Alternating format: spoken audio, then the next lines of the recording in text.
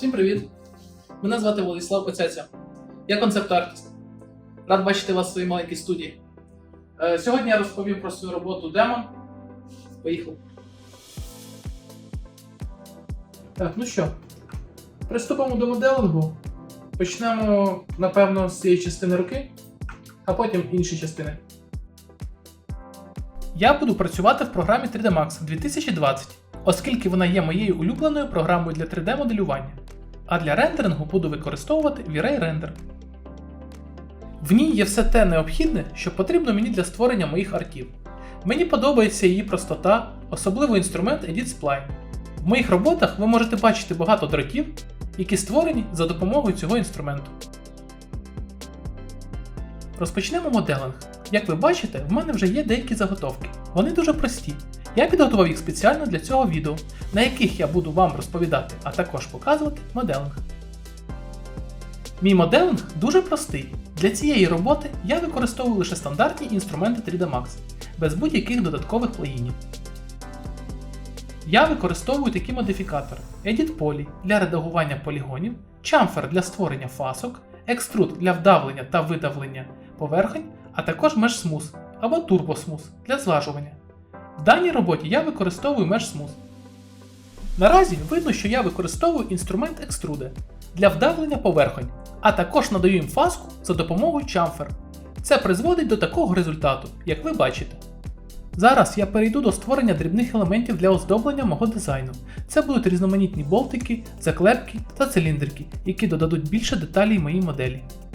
Я створюю циліндр і застосовую до нього модифікатор Shell, щоб додати товщину для моєї деталі.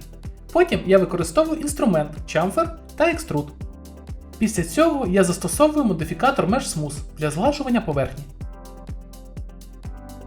Зараз я використовую інструмент Move та Rotate, щоб розмістити ці дрібні деталі по моїй моделі. Під час розстановки деталей я можу змінювати їх масштаб, зменшуючи або збільшуючи їхні розміри за допомогою інструмента Scale. Також можна використовувати комбінацію клавіш Shift та Instance, щоб економити ресурси, особливо якщо деталей у моделі буде дуже багато. Це дозволяє мені створювати копії деталей, які будуть використовувати ті ж самі ресурси, що й оригінал, але не будуть займати додаткового місця в пам'яті. Я створюю кілька варіантів цих деталей, працюючи з різними формами і збільшуючи їх кількість. Чим більше варіантів, тим краще. Робіть завжди мінімум 10-20 варіацій. Так, ці кити будуть готові до використання в ваших майбутніх проєктах, що значно зекономить ваш час. Я раджу мати свою власну колекцію китів, зроблену вами, завдяки вашій фантазії. У цих китах можна буде впізнати ваш стиль як художника. Так, навіть якщо ваші кити будуть простіші, ніж куплені, вони все одно будуть відображати ваш власний стиль. Рано чи пізно ви будете впізнаватися завдяки їм, оскільки вони будуть відображати ваше унікальне бачення. Зараз я працюю над створенням ще декількох китів, і кожен з них групую в окрему групу. Я копіюю готовий кит, а потім змінюю деякі параметри дизайну у копії. Це дозволяє мені отримати більшу варіативність, тому що я матиму більше різних варіацій на основі одного початкового дизайну.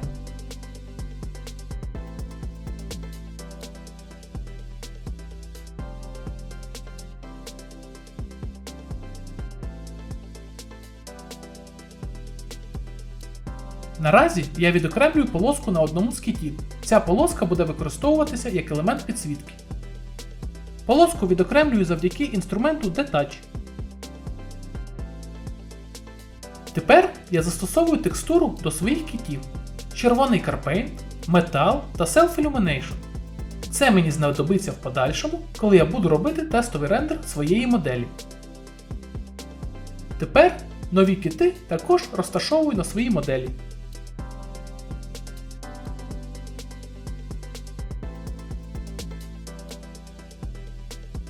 Зараз я проводжу свій перший тестовий рендер, щоб оцінити, як виглядає форма моєї моделі з використанням текстур та освітлення.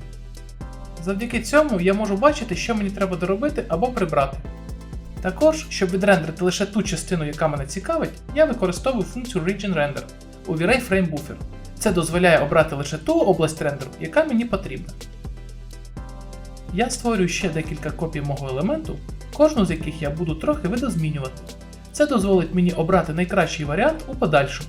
Також я рекомендую вам не залишатися на одній версії дизайну, створюйте декілька варіантів, щоб мати більше можливостей для вибору.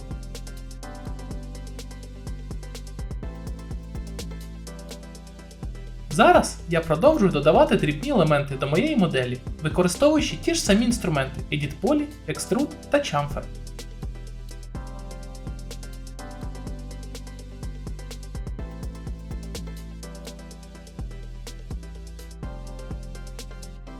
Свої моделі я роблю під сабдів та намагаюсь робити нетяжку сітку, щоб в будь-який момент можна було відредагувати модель і внести правки.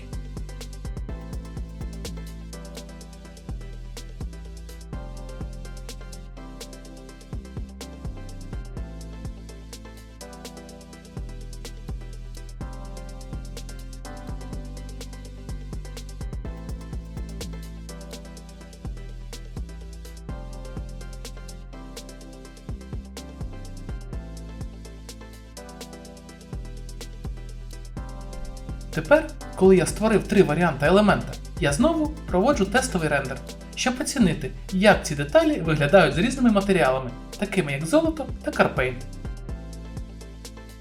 Виходить дуже гарний ефект. Матовий червоний колір підкреслює форму, а червоне світло красиво відбивається на золоті.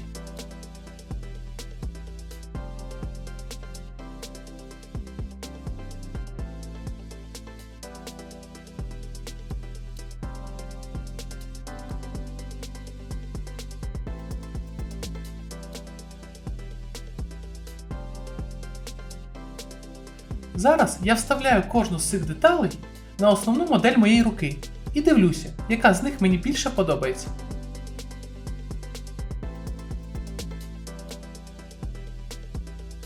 Переходимо до наступної деталі, а саме біцепс.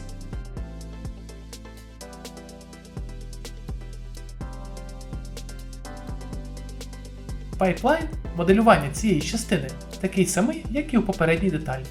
Я починаю з простої заготовки, потім моделю різні деталі, а саме вм'ятини та виглиблення під заклепки. І обкладаю їх своїми китами.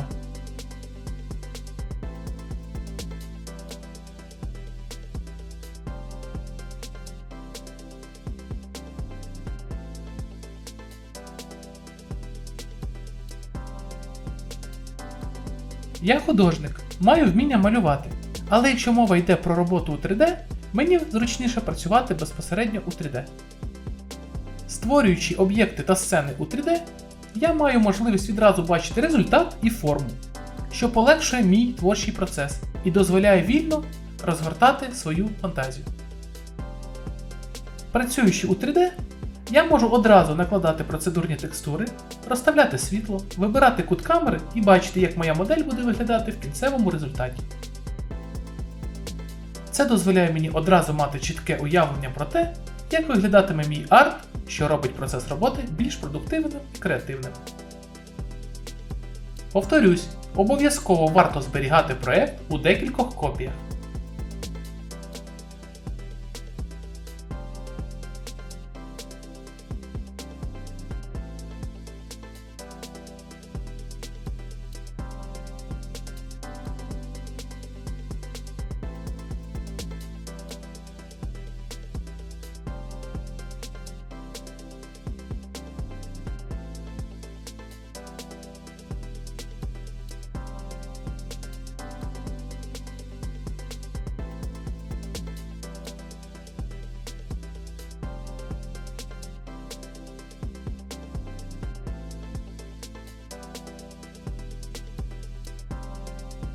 Роблю декілька варіацій цієї деталі. Експериментую з формою та додаю різні елементи.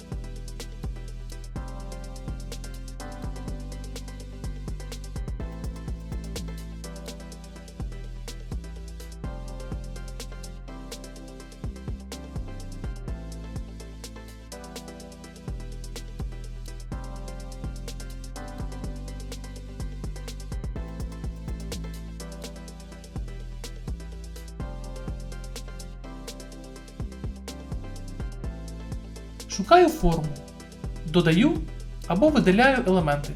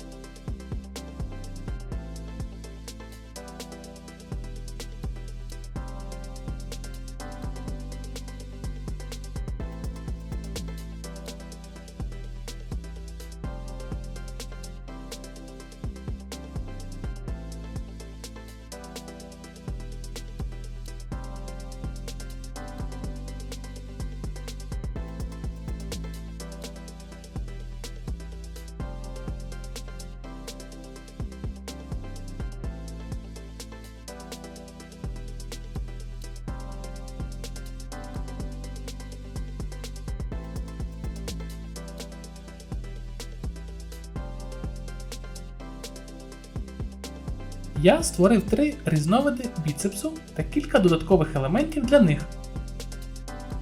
Тепер я групую кожен з цих елементів в окрему групу та застосовую до них текстуру.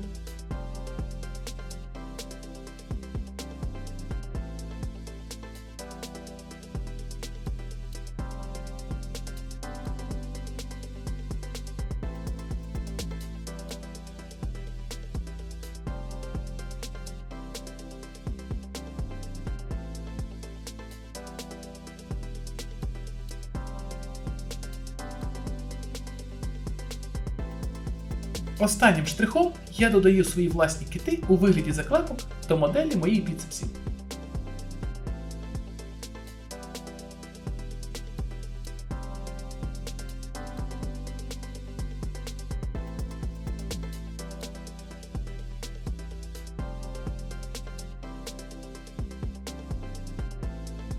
Тепер те, що в мене вийшло, підставляю на основну модель руки та дивлюсь, як воно виглядає.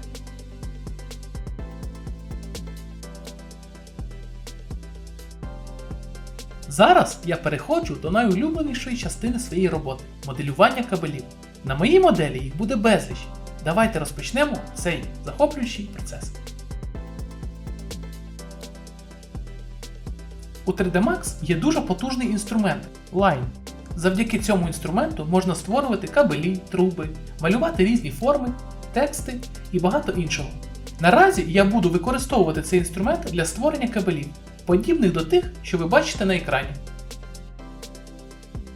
Для початку я малюю лайн, який в подальшому стане моїм кабелем. Я формую його траєкторію, додаю згини там, де це необхідно, наприклад, як тут, де він пролягає вздовж руки і загинається назад. Виділяємо наш лайн у режимі вибору Vertex, натискаємо праву кнопку миші і обираємо режим Bezier. Режим Bezier дозволяє редагувати криву, використовуючи керуючі точки, які можна рухати, щоб змінити форму та напрямок кабелів.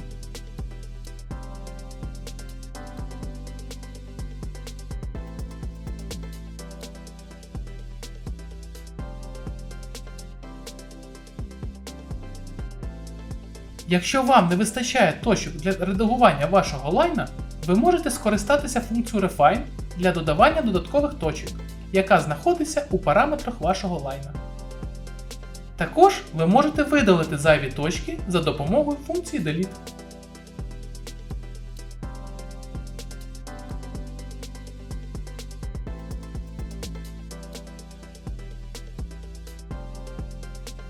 Я застосовую такий же підхід до створення інших кабелів.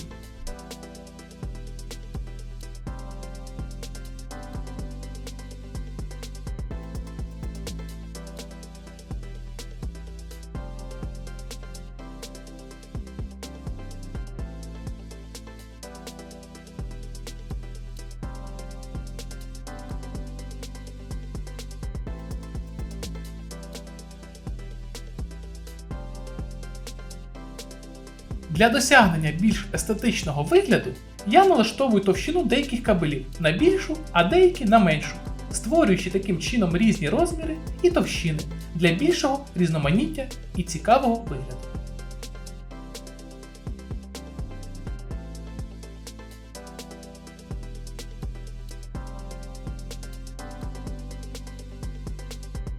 З розташуванням кабелів закінчено. Тепер я розпочинаю оздоблення мого дизайну за допомогою додаткових деталей.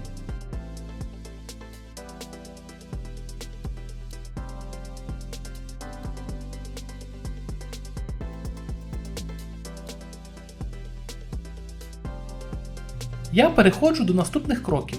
Перетворюю лайн у Edit полі, відокремлюю частини мешу, додаю їм товщину за допомогою модифікатору Shell і розпочинаю експериментувати, включаючи свою фантазію.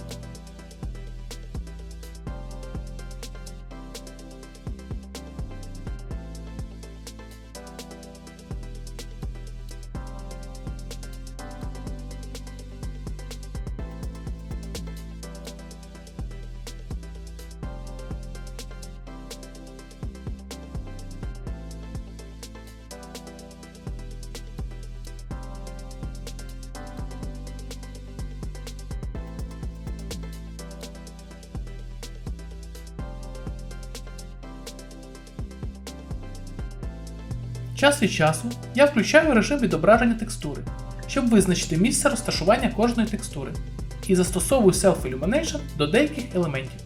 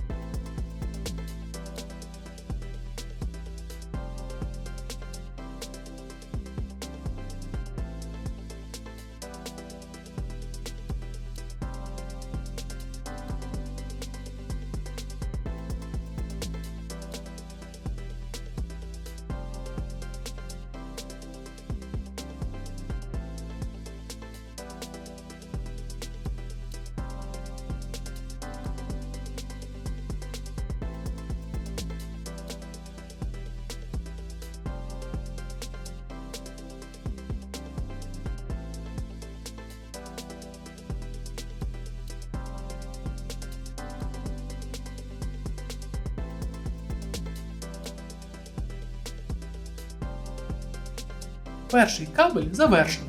Так само ми створюємо інші кабелі, але трохи рандомізуємо елементи оздоблення.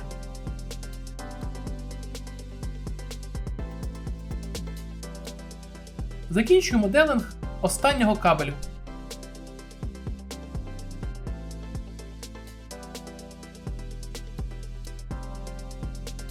Групую кабеля, ось і все.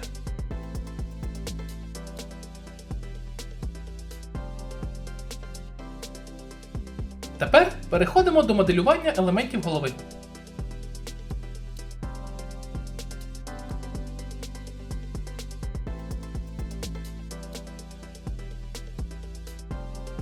Зараз з нуля я починаю моделити бічну деталь голови і продемонструю вам, як я це роблю. Я починаю з плейна, перетворюю його на Edit полі і починаю ліпити форму.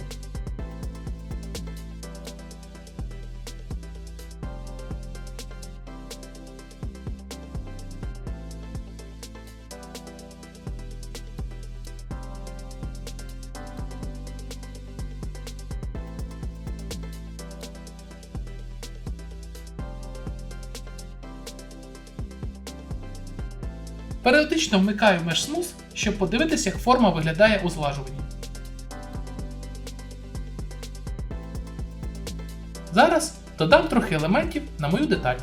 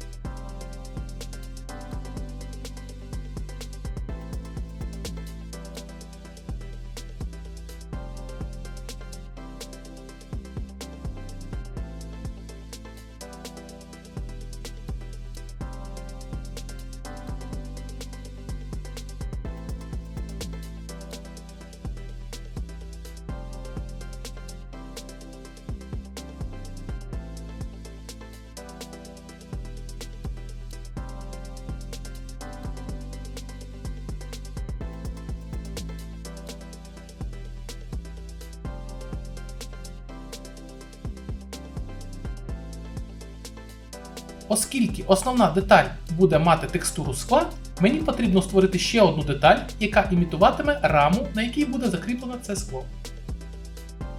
Я відділяю меш від основної деталі, відповідно до потрібної форми, додаю модифікатор Shell, а потім за допомогою Edit полі починаю моделити цю деталь.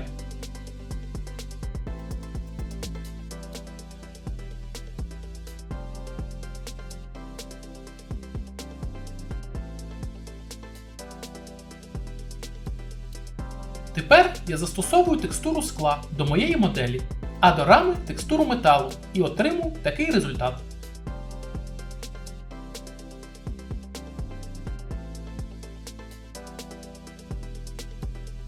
Наостанок я додаю дрібні деталі, щоб доповнити форму, використовуючи кити заклепок.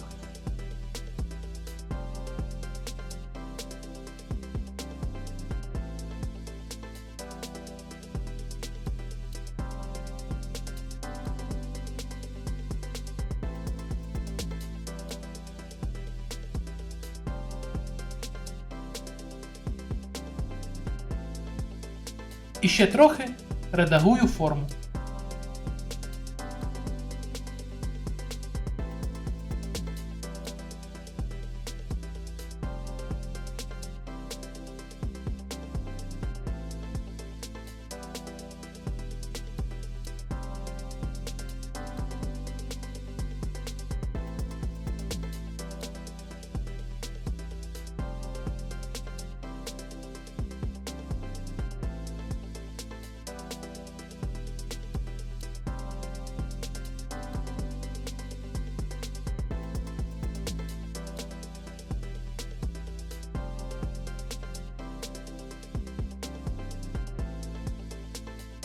Зараз у мене є декілька варіантів цієї деталі, і я трохи змінюю кожен з них, додаючи ще деякі елементи.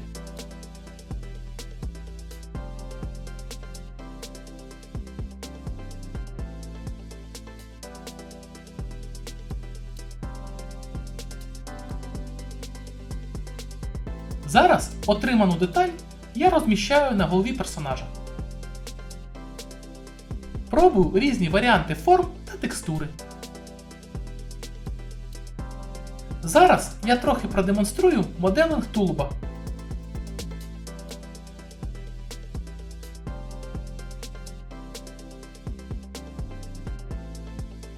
Зараз я працюю над кріпленням руки.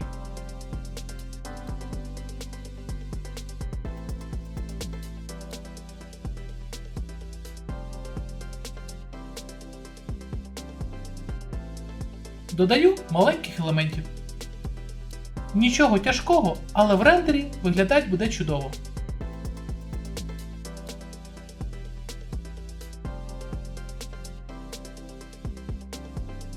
Починаю моделинг грудної пластини.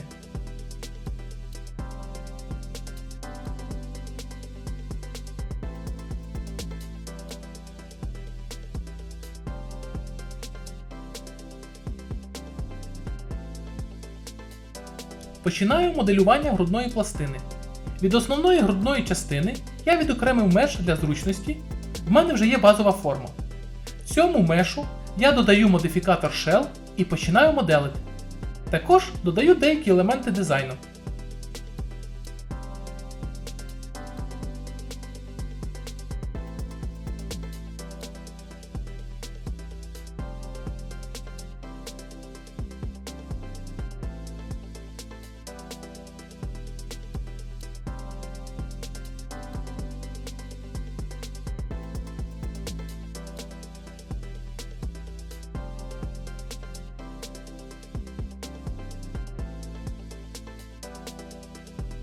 Додаю ще трохи дрібних деталей.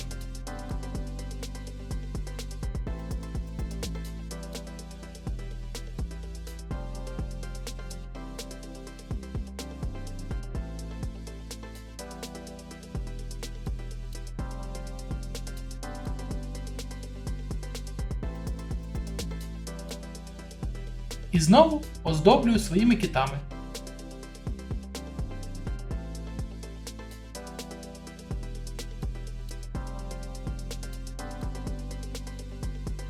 Групую свою частину, дублюю і роблю фліп. На цьому все. До зустрічі у наступній частині.